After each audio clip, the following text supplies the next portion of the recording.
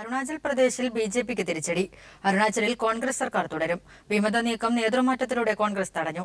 44 എംഎൽഎമാർ സർക്കാരിന് പിന്തുണ പ്രഖ്യാപിച്ചു. പെമാ ഖണ്ഡു മുഖ്യമന്ത്രിയാകും.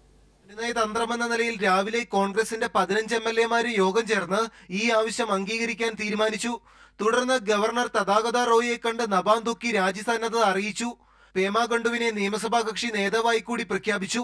ഇതോടെ പിന്തുണ ഉറപ്പു നൽകിയ വിമതർ ഉൾപ്പെടെ 44 എംഎൽഎമാരും ഗവർണറെ കണ്ട് പുതിയ കോൺഗ്രസ് സർക്കാരിന് പിന്തുണ പ്രഖ്യാപിച്ചു. പേമാ ഖണ്ഡു പുതിയ മുഖ്യമന്ത്രിയായി തുടരുമെന്നതിനാൽ ഇന്ന് വിശ്വാസ വോട്ടെടുപ്പ് ഉണ്ടാവില്ല. 60 അംഗ നിയമസഭയിൽ 30 പേരുടെ പിന്തുണയാണ് ഭൂരിപക്ഷം തെളിയിക്കാൻ വേണ്ടിയിരുന്നത്. നബാം തുക്കി തുടർന്നാൽ 41 എംഎൽഎമാരെ അണിനിരത്തി പിന്തുണ ഉറപ്പാക്കുമെന്ന് കലിഗോപുൾ വെല്ലുവിളി ഉയർത്തിയിരുന്നു. ഈ സാഹചര്യത്തിലാണ് നബാം തുക്കിയെ മാറ്റി പെമാ ഖണ്ഡുവിനെ മുൻനിർത്തി കോൺഗ്രസ് തന്ത്രമൊരുക്കിയത്. 44 എംഎൽഎമാരുടെ പിന്തുണ കോൺഗ്രസിന് ഉറപ്പായതോടെ ഉത്തരാഖണ്ഡിന് പിന്നാലെ അരുണാചലിലും ബിജെപിക്ക് കനത്ത തിരിച്ചടിയാണ് ഉണ്ടായിരിക്കുന്നത്. News bureau, Delhi. People TV exclusive. മുൻമന്ത്രിയുടെ വിശ്വസ്തനെതിരെ വിജിലൻസിന്റെ ത്വരിത പരിശോധന. തിരുവനന്തപുരം ജില്ലയിലെ കോൺഗ്രസ് നേതാവ് ശാന്തിവിള രാജേന്ദ്രനെതിരെയാണ് അന്വേഷണം. കഴിഞ്ഞ UDF സർക്കാരിലെ ഒരു മുൻമന്ത്രിയുമായി രാജേന്ദ്രന് ബിനാമി ബന്ധമെന്ന പരാതിയെ തുടർന്നാണ് വിജിലൻസ് അന്വേഷണം ആരംഭിച്ചത്. തെരഞ്ഞെടുപ്പിന് തൊട്ടുമുൻപ് തലസ്ഥാനത്ത് നടന്ന ആശുപത്രി കൈമാറ്റവും വിജിലൻസിന്റെ അന്വേഷണ പരിധിയിലുണ്ട്. മുൻ മന്ത്രിയുടെ വിശ്വസ്തനും കോൺഗ്രസ് നേതാവുമായ ശാന്തിവിള രാജേന്ദ്രനെതിരായിട്ടാണ് ത്വരിതാന്വേഷണത്തിന് ഉത്തരവിട്ടിരിക്കുന്നത്. കഴിഞ്ഞ UDF സർക്കാരിലെ ഒരു പ്രമുഖ വകുപ്പ് കൈകാര്യം ചെയ്തിരുന്ന മന്ത്രിയുമായി രാജേന്ദ്രന് ബിനാമി ബന്ധമുണ്ടെന്നാണ് പരാതിയിൽ പറയുന്നത്. സുഹൃത്തായ മന്ത്രി പദവി കൈകാളിയിരുന്ന കഴിഞ്ഞ 5 വർഷം കൊണ്ട് ശാന്തിവിള രാജേന്ദ്രന്റെ സമ്പത്ത് കുവിഞ്ഞുകൂടിയതായും വിജിലൻസിന് ലഭിച്ച പരാതിയിൽ പറയുന്നു. തിരുവനന്തപുരം ജില്ലയിലെ കല്ലിയൂർ മണ്ഡലത്തിലെ കോൺഗ്രസ് പ്രസിഡന്റായിരുന്നു ശാന്തിവിള രാജേന്ദ്രൻ. നിലവിൽ യുവാക്കളുടെ ഉന്നമനത്തിനായി ഇയാൾ പ്രസിഡന്റായ ഒരു സൊസൈറ്റി പ്രവർത്തിക്കുന്നുണ്ട്. ഇതിന് തിരുവനന്തപുരത്തെ വെള്ളയായണി, കിള്ളിപ്പാലം, വാൻഡ്രോസ് ജംഗ്ഷൻ, വള്ളക്കടവ് എന്നിവിടങ്ങളിലായി 4 ശാഖകളാണുള്ളത്.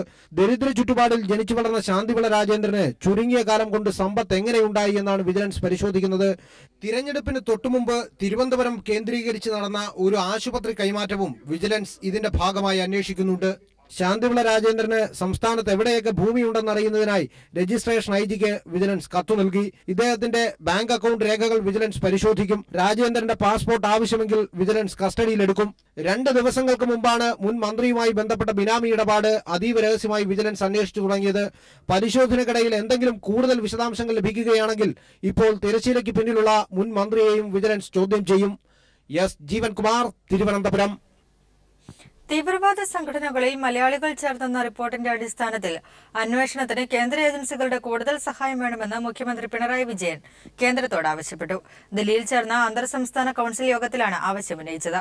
ആസൂത്രണ കമ്മീഷൻ പുനഃസ്ഥാപിക്കണം, പൂഞ്ചി കമ്മീഷൻ ശുപാർശകൾ സ്റ്റാൻഡിംഗ് കൌൺസിലിന് വിടണം തുടങ്ങിയ ആവശ്യങ്ങളും യോഗത്തിൽ ഉന്നയിച്ചു. NDA ഇതര മുഖ്യമന്ത്രിമാർ കേന്ദ്ര സർക്കാരിനെതിരെ രൂക്ഷ വിമർശനമാണ് യോഗത്തിൽ ഉയർത്തിയത്. 10 വർഷത്തെ ഇടവേളയ്ക്ക് ശേഷമാണ് അന്തർ സംസ്ഥാന കൌൺസിൽ യോഗം ചേർന്നത്. വർഷത്തിൽ 2 തവണ യോഗം വേണമെന്ന ആവശ്യം മുഖ്യമന്ത്രി പിണറായി വിജയൻ മുന്നോട്ട് വച്ചു. കേന്ദ്ര സംസ്ഥാന ബന്ധം മെച്ചപ്പെടുത്താനുള്ള പൂഞ്ചി കമ്മീഷൻ റിപ്പോർട്ട് സമർപ്പിച്ച് 6 വർഷം പിന്നിട്ട സാഹചര്യത്തിൽ ശുപാർശകൾ പരിശോധിക്കാൻ സ്റ്റാൻഡിംഗ് കൌൺസിലിനെ വിടണമെന്നും കേരളം ആവശ്യപ്പെട്ടു. സർക്കാർ ആനുകൂല്യങ്ങളും സബ്സിഡികളും നേരിട്ടെത്തിക്കാൻ കേരളത്തിന്റെ സാഹചര്യം പരിഗണിച്ച് പോസ്റ്റ് ഓഫീസുകളെ ഉപയോഗപ്പെടുത്തണമെന്ന നിർദ്ദേശവും കേരളം അവതരിപ്പിച്ചു. കേന്ദ്ര സംസ്ഥാന സാമ്പത്തിക ബന്ധത്തിന് പുനഃസംവിധാനവും ആസൂത്രണ കമ്മീഷൻ പുനഃസ്ഥാപിക്കണമെന്നും ആവശ്യപ്പെട്ടതായും മുഖ്യമന്ത്രി പറഞ്ഞു. പിന്നെ പ്ലാനിംഗ് കമ്മീഷൻ എടുത്തു കളഞ്ഞതിൻ്റെതായ ഒട്ടേറെ പ്രയാസങ്ങൾ അനുഭവിക്കുന്നുണ്ട്. അപ്പോൾ പ്ലാനിംഗ് കമ്മീഷൻ പുനഃസ്ഥാപിക്കണം എന്നാവശ്യപ്പെട്ടു. സെൻട്രൽ സ്റ്റേറ്റ് സാമ്പത്തിക ബന്ധങ്ങളുടെ കാര്യത്തിൽ ഒരു പുനഃസംവിധാനം തന്നെ ആവശ്യമായിട്ടുണ്ട്. അതും നമ്മളവിടെ ചൂണ്ടിക്കാണിച്ചിട്ടുണ്ട്.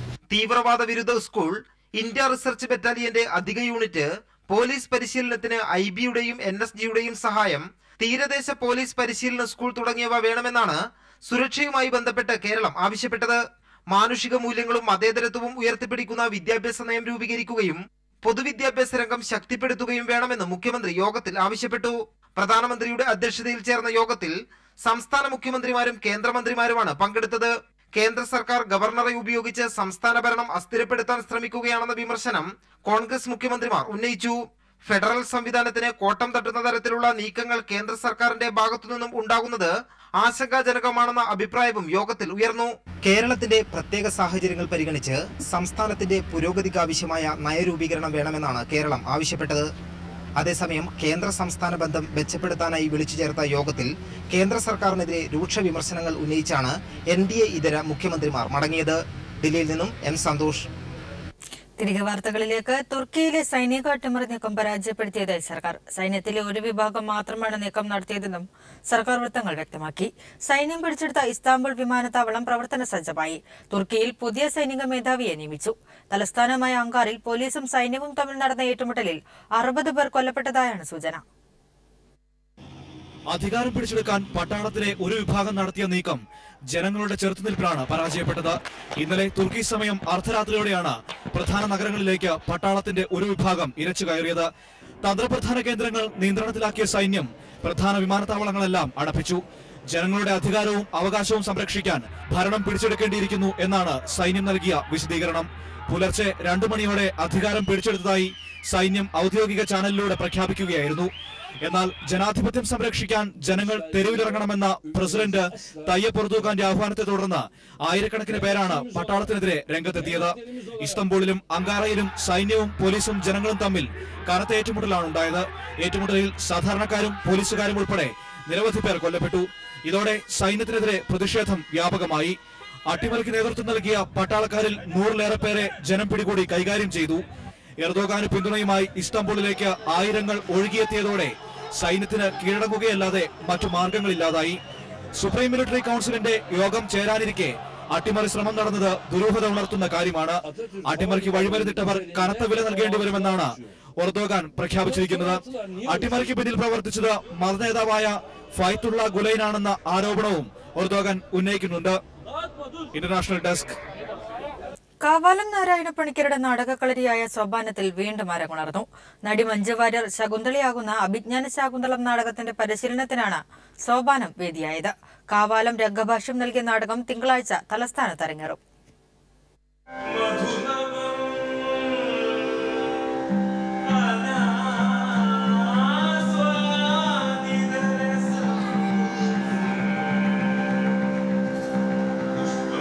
വിട പറഞ്ഞ നാടകാചാര്യൻ കാവാലം നാരായണ പണിക്കർക്ക് ഗുരുദക്ഷിണയായാണ് പ്രിയ ശിഷ്യ മഞ്ജു വാര്യർ ശകുന്തളയായി അരങ്ങിലെത്തുന്നത്.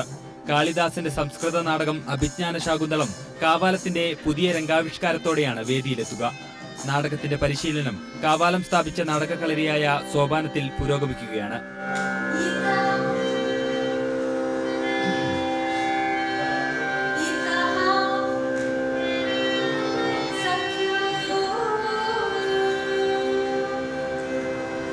ഗുരുവിന്റെ അദൃശ്യ സാന്നിധ്യം അനുഗ്രഹമായി കൂടെയുണ്ടെന്ന് മഞ്ജു വാര്യർ. സാറ് കാണാൻ ആഗ്രഹിച്ച അതേ സ്റ്റേജിൽ സാറിനൊരു ഗുരുദക്ഷിണയായിട്ട് ഇത് അവതരിപ്പിക്കണം എന്ന് എൻ്റെ മനസ്സിൽ വലിയൊരു ആഗ്രഹം ഉണ്ടായിരുന്നു. ശാകുന്തളത്തിലെ പ്രധാനപ്പെട്ട ഭാഗങ്ങളെല്ലാം രസകരമായിട്ട് ഏറ്റവും ഭംഗിയോടെ ഇതിൽ സാറ് ചിട്ടപ്പെടുത്തിയിട്ടുണ്ട്. സോപാനം വീണ്ടും സജീവമായപ്പോൾ അച്ഛന്റെ സാന്നിധ്യം അനുഭവപ്പെടുന്നതായി കാവാലം ശ്രീകുമാർ. അച്ഛൻ അവസാനം ബോധം ഉണ്ടായിരുന്നപ്പോൾ പറഞ്ഞൊരു കാര്യം, ശാകുന്തളം റിഹേഴ്സൽ നടക്കുന്നുണ്ടോ എന്ന് ചോദിച്ചു ആക്ടേഴ്സിനെ വിളിച്ചിട്ട്. അപ്പോൾ നടക്കുന്നുണ്ടെന്നും അത് ഭംഗിയായി നടക്കട്ടെ എന്നും ആഘോഷിക്കണമെന്നാണ് പറഞ്ഞത്. സോപാനത്തിലെ 20ഓളം കലാകാരന്മാരും മഞ്ജുവിനൊപ്പം അഭിനയിക്കും. തിങ്കളാഴ്ച വൈകിട്ട് തിരുവനന്തപുരം ടാഗോർ തിയേറ്ററിലാണ് നാടകം അരങ്ങേറുക. News bureau, Thiruvananthapuram.